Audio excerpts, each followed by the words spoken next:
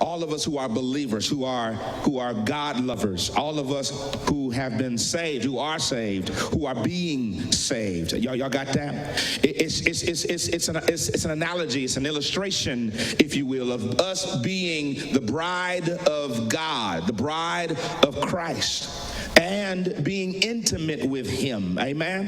And when you are intimate with him, God impregnates us. But now I want you to get this, y'all. Let me just tell you what it is before you miss it. I'm not really talking about a baby. I'm talking about a blessing. Are y'all getting what I'm saying? I'm not talking about babies. I'm talking about blessings. And you ought to be able to get this, because there was a commercial that was on not long ago, maybe a few years ago, and maybe every now and then they still show it. It was a nationwide insurance commercial. And in the nationwide insurance commercial, they had this like 10-foot or 12-foot baby. You remember that commercial? And the commercial came on, and the baby was in the driveway, and there was a man, he's kind of, either he was watering his grass or washing the baby off, whatever. The baby was in the driveway. And the next scene, the baby's at a grocery store maybe, or a department store, but in a parking space. And the man is coming to the baby. He sees a shopping cart on his way to hit the baby. The man runs and gets in front of the shopping cart. He stops the shopping cart from hitting the baby. Are y'all getting what I'm saying? In the next scene, the garage goes up at home, and guess who's sitting in the garage? There's a baby. Are y'all getting this thing?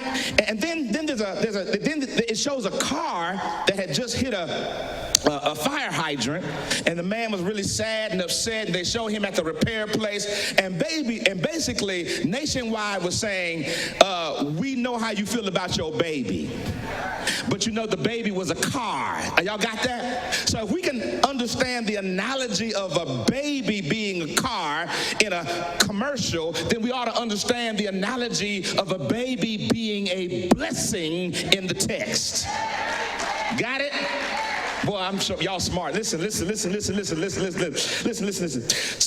God's talking to Israel, and then as he's talking to us now, and Israel was in a place of barrenness. Y'all got that? As a nation in a place of barrenness. What does that mean? That it means that they weren't producing. It means that they weren't prolific. They weren't fruitful, if you will. And some of you may know what that feels like, to go through seasons in your life when it looks like you just on a treadmill. You got a lot of activity, but you're not going nowhere. You're not moving up. There's no promotion in your life. There's no expansion in your life. You just kind of at a dead end. And some of us have been there so long, we don't even expect nothing new to happen. We don't expect a promotion to happen. We don't expect greatness to happen. We've been where we are so long. Okay, y'all, you're going to make me have to get close. You've been sick so long, you're not believing God for healing no more. You've been broke so long, you're not believing God for prosperity no more. Y'all getting what I'm saying today? We have been barren, and God is speaking to Israel, but he's speaking to us. Anybody know he's speaking to us? And he's trying to tell us that you are pregnant. You are in a place of, you should be expecting a blessing. And so God is, y'all, there you go. Somebody know how to shout, and they know when to shout. Shout right now, because your barren time is over. Your